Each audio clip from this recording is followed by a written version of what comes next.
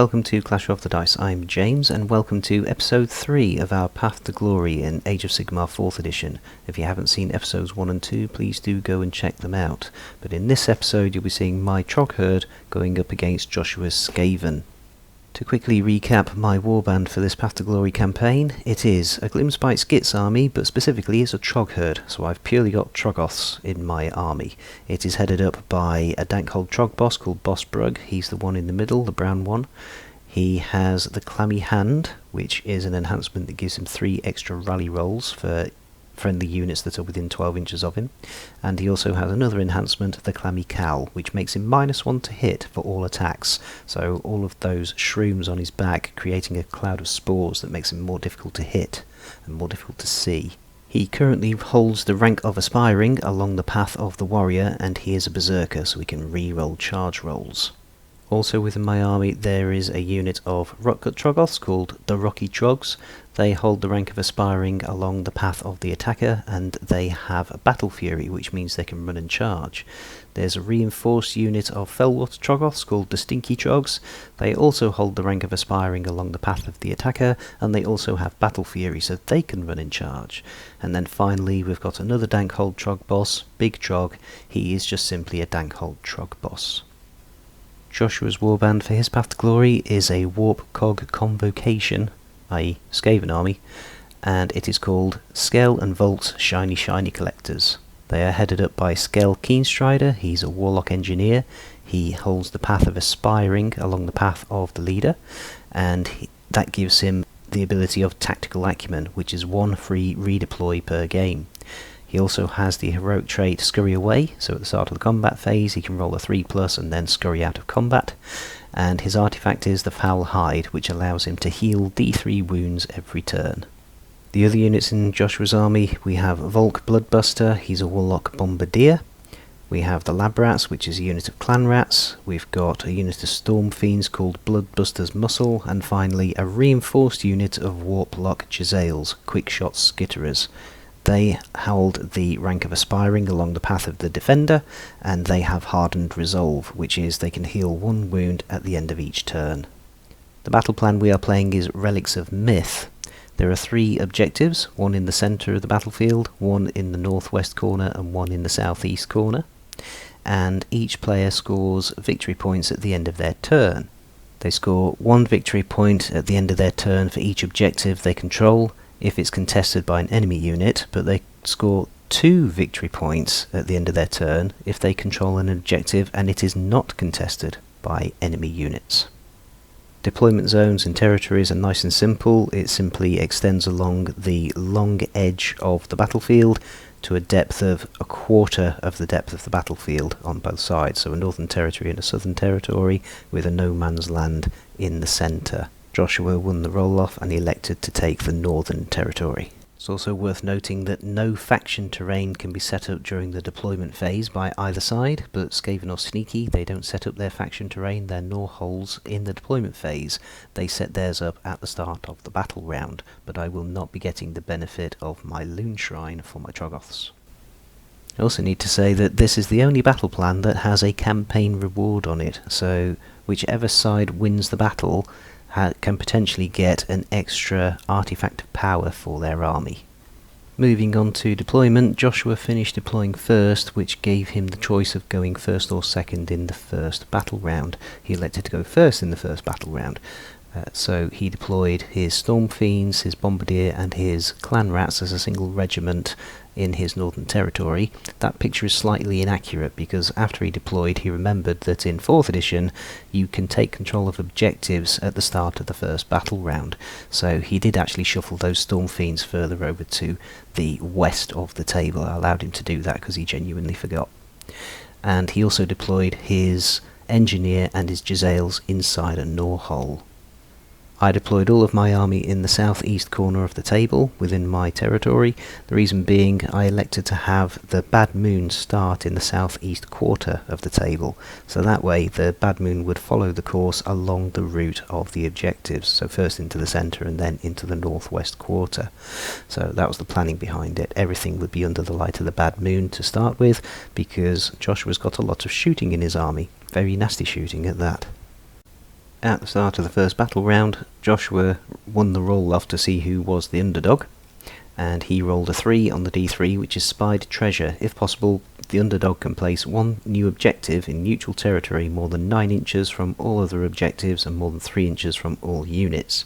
And he chose to place that in the northeast quarter of the table, near his clan rats. Now, because you have to place that objective more than 3 inches away from friendly units, it didn't affect who was controlling which objectives at the start of the battle round. I was controlling the one in the southeast quarter, and Joshua was controlling the one in the northwest quarter. Joshua deployed a gnaw hole in the extreme southwest corner of the table, and then in his movement phase he deployed the Jezzails and his engineer out of the gnaw hole. Also in his movement phase he consolidated his hold on the northwest objective with his Storm Fiends and moved his clan rats onto that new objective in the northeast quarter of the table. In his shooting phase he opened fire with everything onto the Troggherd Troggoths and managed to get them down to the last Troggoth with 1 wound remaining.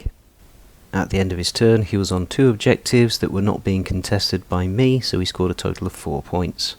In my hero phase, the Troggherd Troggoths regenerated a couple of wounds, and I then tried to rally them. Now, because of one of the enhancements that Boss Brugg has got, I roll 3 extra rally dice if a unit tries to rally while they're wholly within 12 inches of him. So even with 9 dice, I only rolled 3 successes, but that was enough to at least completely heal the wounds that were allocated to that last Troggoth, but I didn't manage to return any models to the unit. Using his always 3 claw steps ahead ability, Joshua managed to scuttle his Bombardier back towards his Storm Fiends.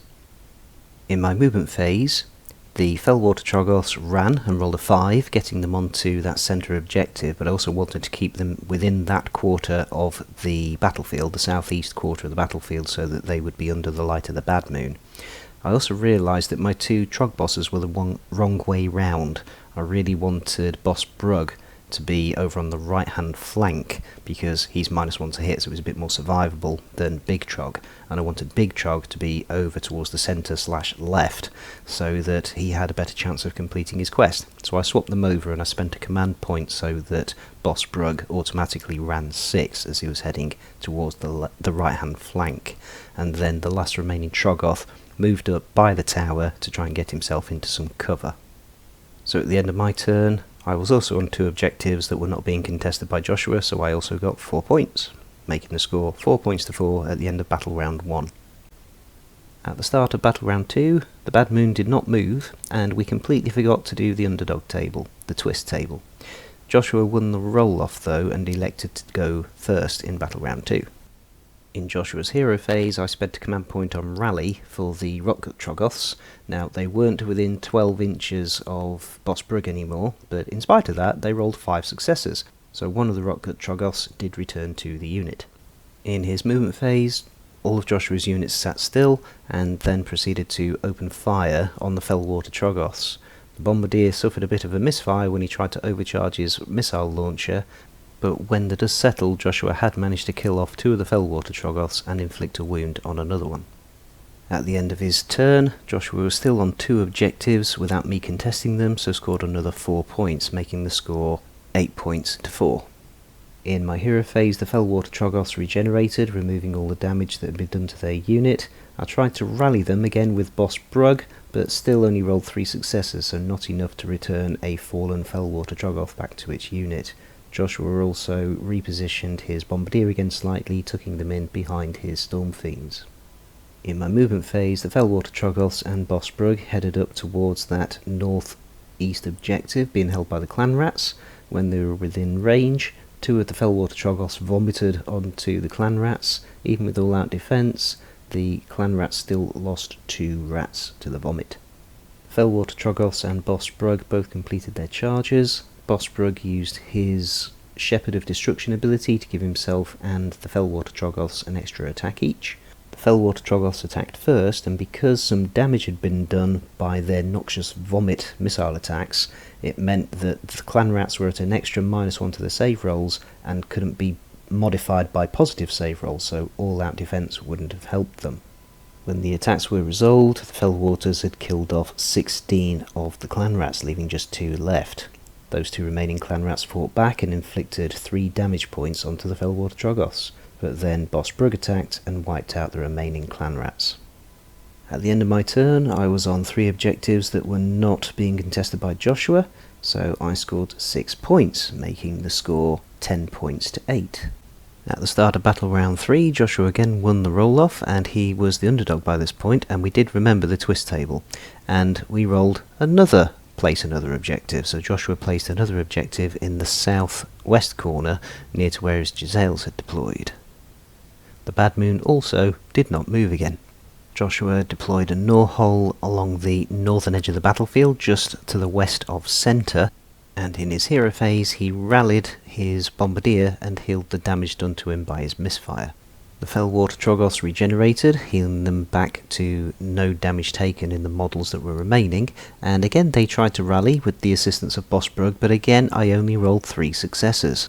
In his movement phase, Joshua moved the Storm Fiends and the Bombardier next to his new gnaw hole, so that in future turns they had some teleporting capability, and then also the Giselles and the Engineer moved on to that new objective. In his shooting phase, the Bombardier tried to shoot at the Rocket Troggoths but did no damage. The Giselles fired at the Fellwater Troggoths and killed 3 of the remaining 4. At the end of his turn, Joshua spent a command point to bring back half of the unit of clan rats, so 10 of them, and he sprung them back out around that new gnaw hole. At the end of his turn, Joshua was in control of 2 objectives that were not being contested by me, so scored another 4 points, making the score 12 points to 10. In my hero phase, the last remaining Fellwater Troggoths regenerated the damage he'd taken, and I again tried to rally them with Boss Brugg's help, but again only rolled 3 successes. In my movement phase, the 2 Rockgut Troggoths ran over towards the Giselles. I spent a command point so that their run would automatically be a 6. Now remember, my Fellwater Troggoths and also my Rockgut Troggoths have advanced along the path of the attacker to the point where they can run and charge. Boss Brugg and the last remaining Fellwater Troggoth tucked in to some cover behind some buildings. Big Trog also decided to tuck in behind that tower. In my shooting phase, Joshua spent a command point on covering fire for his Giselles and gunned down the last 2 remaining Rockgut Troggoths before they got a chance to charge them. At the end of my turn, I was still holding 3 objectives that Joshua was not contesting, which gave me another 6 points, making the score 12 points to the Skaven, 18 points to the Troggoths. I won the priority roll-off for Battle Round 4, and Joshua was still the underdog at this point, and he rolled a 1, which is you can completely remove an objective from the battlefield, and he chose to remove the objective in the southeast corner of the table. The Bad Moon continued to stubbornly refuse to move into the centre of the table to light up the entire battlefield. Joshua deployed another gnaw hole in the southwest corner of the battlefield. And my rally dice continued to stubbornly refuse to give me sufficient successes to bring back a Troggoth.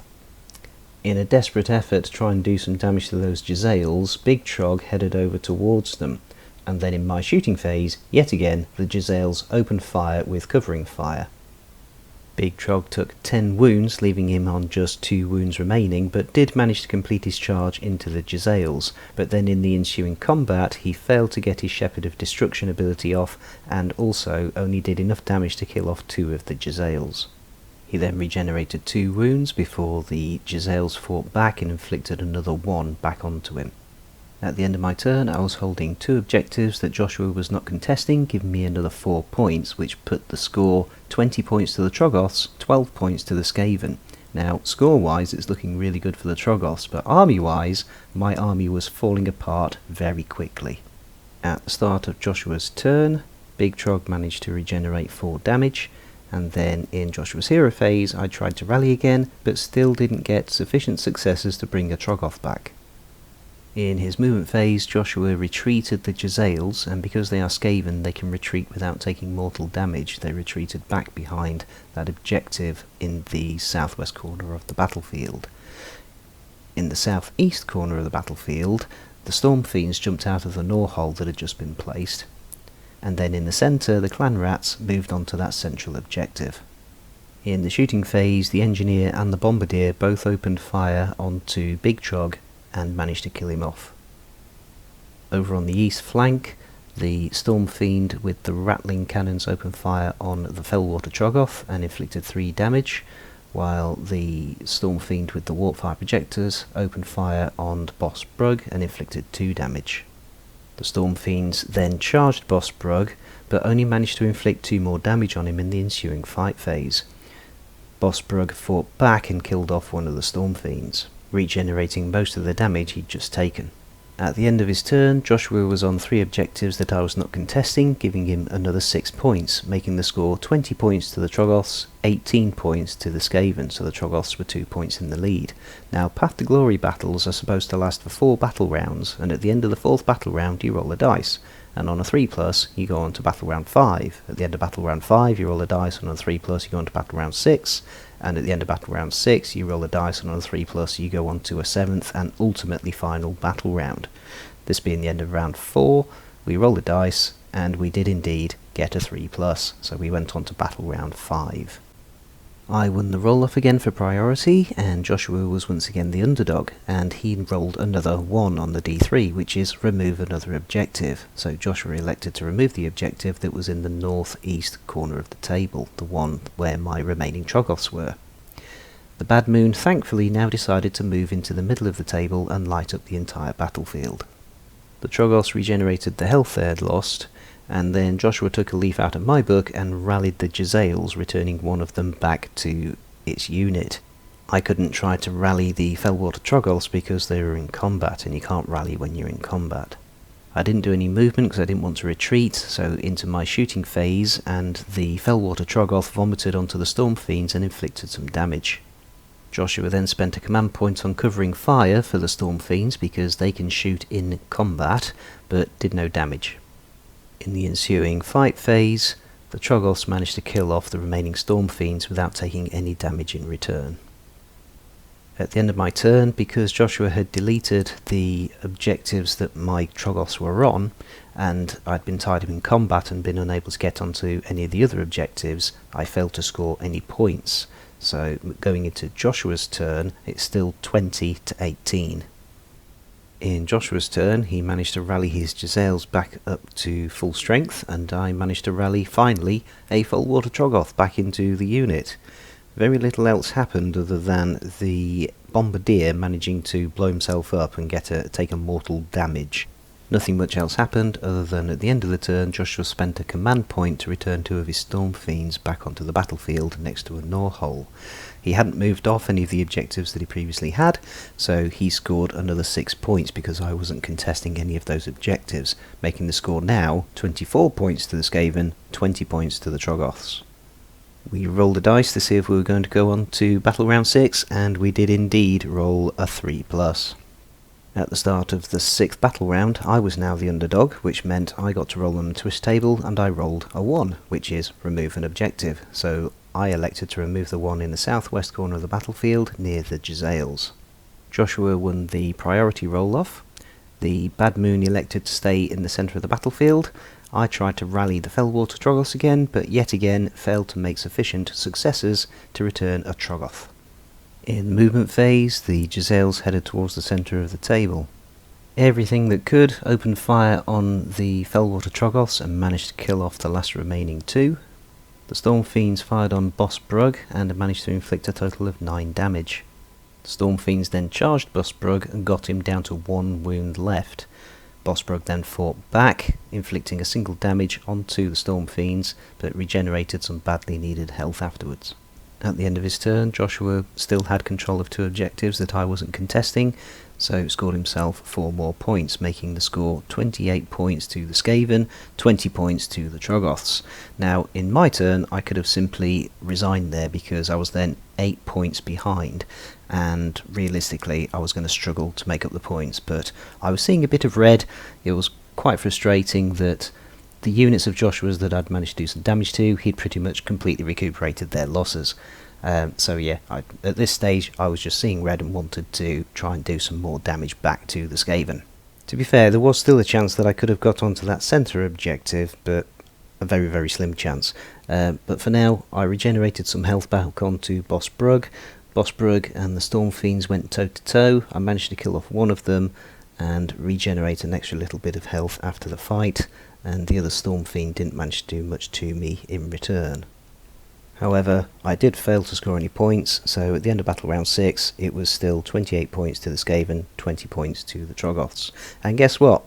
We rolled a 3+ to see if we went into the 7th and ultimately final battle round. Joshua won the priority roll-off again. I rolled another 1 on the twist table and was able to remove another objective, so I removed the one in the northwest of the table. The Bad Moon elected to stay in the centre of the battlefield. I managed to fully heal up Boss Brug. Joshua did some slight repositioning so he could get as many weapons to bear on Boss Brug as he could, but through a combination of Boss Brug's enhancement making him -1 to hit, the Light of the Bad Moon and all out defence, Boss Brug only took 3 damage in the ensuing shooting phase. In the combat phase, the last remaining Storm Fiend tried to attack Boss Brug but failed to do any damage. In return, Boss Brug managed to smack him down. Joshua scored 2 points for being on the last remaining objective that I was not contesting, and then moving into my turn, Boss Brug managed to fully regenerate. Boss Brug headed over towards the centre in an effort to try and get on that central objective. In my shooting phase, the Jezzails once again opened up with covering fire, but only managed to inflict 2 damage. Boss Brug then failed his charge, even with his Berserker ability which gives him a reroll for charges, so that was effectively the end of the game. Final score was 30 points to the Skaven, 20 points to the Troggoths. So this game was a good example of a dice game. The laws of probability mean it's probable that something will happen. It's not guaranteed that something will happen, but that's why you roll the dice, to see what does happen. So the game ends at turn 4, then the Troggoths win by 2 points. They get a minor victory, but on a 3+, you proceed to the next turn, etc, etc, and we kept proceeding to the next turn. The Bad Moon moves on a 4+, and it took a long time for it to decide to move into the centre of the table, so that all of my Troggoths would get its benefit. Those rally dice should have been returning more Troggoths than they did, but they didn't. So, laws of probability, nah, just roll the dice and see what happens. On the flip side, Joshua was getting some very lucky rolls with a lot of his dice, so at the risk of sounding like I'm blaming the so-called dice gods, Joshua's dice were definitely in his favour, mine weren't. In the Aftermath sequence, Joshua gained a total of 55 glory points, 30 for playing a Path to Glory game, 20 for winning a major victory, and 5 for his Warlord surviving, so 55 points in total. He also gained a total of 19 renown across his various units. That's partly because he succeeded in his quest, which was his Jezzails had to survive the battle and win either a minor or major victory, so they earned a big fat 6 extra renown points. On top of that, Joshua elected to have them be his favoured warriors unit, giving them an extra d6, giving them a total of 19 renown. That elevates them to the rank of elite along the defender path, and Joshua gave them uncanny survivability, which is a 6+ ward.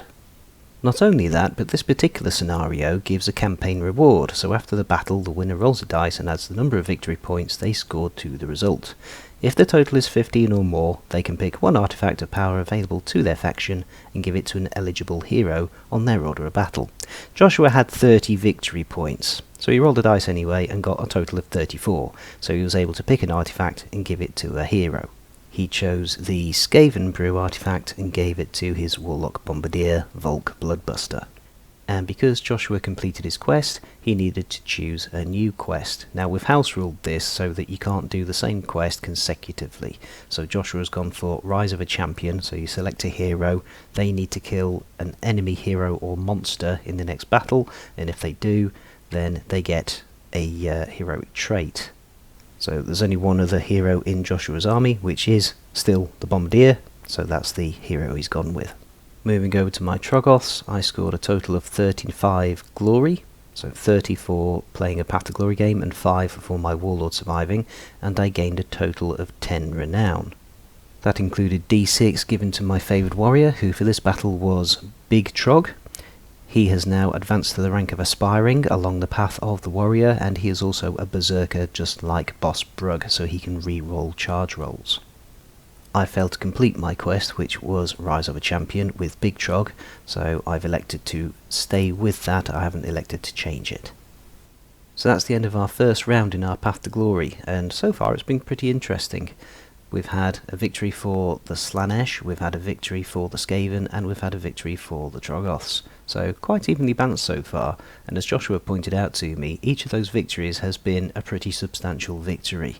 So yeah, it's going to be interesting going forward. Next time we are probably going to see me up against Rich again, possibly in a rerun of this game. So me versus Rich doing another relic hunt, because we decided it was only fair that whoever gets the relic from this particular battle, the loser then gets a chance to fight the other person who didn't play this battle to see if they can get an artifact as well. So the next game is going to be me versus Rich's Slaanesh, redoing this game basically. But until next time, please continue to like, comment and subscribe, and God bless.